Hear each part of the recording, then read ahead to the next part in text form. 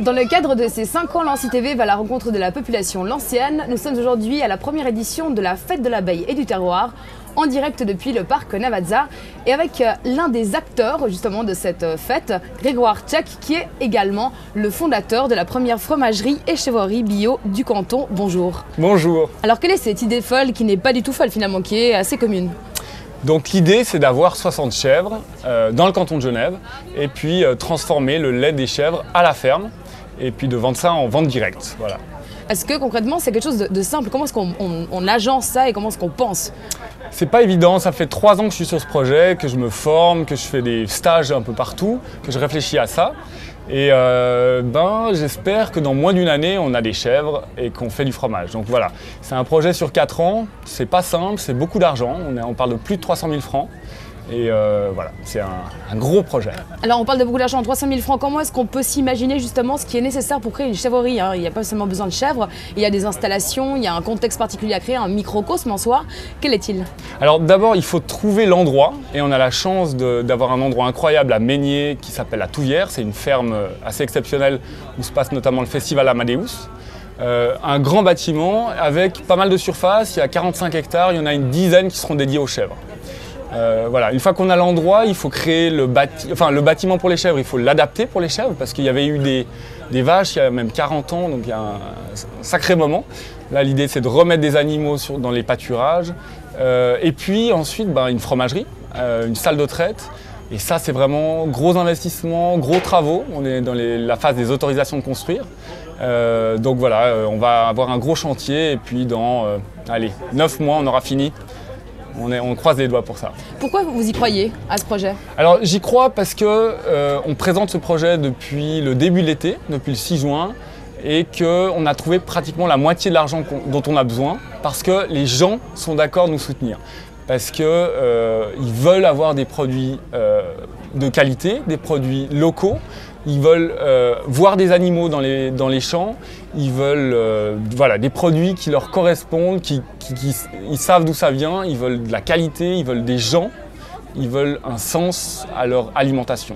Et nous, on donne un sens à l'agriculture, on veut arrêter de s'appeler agriculteur, mais on veut s'appeler paysan, on veut un peu retrouver cette agriculture familiale, cette paysannerie familiale. Alors en l'occurrence, on n'est pas une famille, mais c'est un peu ce modèle-là, avec des moyens modernes, mais retrouver vraiment le sens de ce que c'est que l'alimentation, ce que c'est que la paysannerie. C'est-à-dire que les personnes qui participent sont également invitées à connaître ce lieu de production, de naissance, de reproduction aussi? Oui, alors on les invite par différents moyens et ces moyens-là, c'est pour nous financer parce que on n'est pas fils d'agriculteur et puis on ne possède pas cette ferme. Donc on est locataire de la ferme, on est un collectif, on est 8 sur cette ferme et pour les chèvres on sera 3. On a dit qu'il y avait beaucoup d'argent, les banques ne nous prêtent pas d'argent puisqu'on ne peut pas hypothéquer cette ferme-là. Donc l'idée c'est que les gens qu'on rencontre, par exemple aujourd'hui ici, on leur propose plusieurs systèmes. On leur propose des abonnements de fromage. Un abonnement de fromage, les gens ils nous prêtent de l'argent et puis on leur rend ça en fromage. Donc 1 fois par mois, 2 fois par mois. Ils disent je veux 10 francs, 20 francs de fromage, etc. Pour tant de temps, une année par exemple. Et puis ce qui nous permet en fait d'avoir un petit peu d'argent en avance. On a un autre système, c'est le parrainage. Parrainage, c'est aussi parrainer tout un système, parrainer une chèvre. Donc ils font du don, ils ont quelques contreparties. Et là, ils viennent à la ferme pour faire un repas des parrains.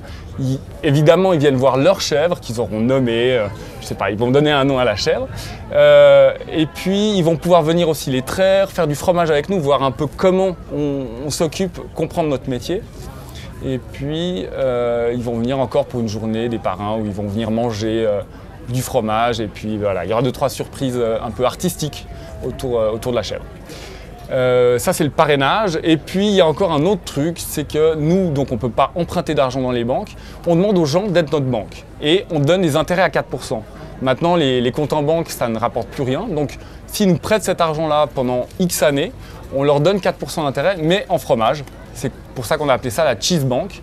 Quelqu'un qui nous prête 1000 francs pendant 5 ans, eh bien, on lui donne 40 francs de fromage chaque année et au bout des 5 ans, eh bien, on lui rend ses 1000 francs. Alors, Grégoire Tchèque, quelles ont été un peu les réactions aujourd'hui à ces personnes qui sont venues vous demander quel mode a été le plus prisé, on va dire? Alors, la Cheese Bank, c'est un truc Ça dépend du public? Ouais, ça dépend des jours, ça dépend de comment on le présente. Globalement, c'est toujours bien accueilli le tout. Et pour l'instant, les gens, on leur donne l'information, on les inscrit sur des listes, on leur donne cette belle carte postale où il y a le site internet. Les gens, ils s'inscrivent plus tard. Donc aujourd'hui, je ne peux pas dire ce qui a le plus marché. En tout cas, tous les gens à qui j'ai parlé étaient vraiment intéressés. Les gens, ils sont un peu intéressés par leur alimentation ici. Et voilà, ils sont de toute façon intéressés de voir des chèvres. Il y avait beaucoup d'enfants.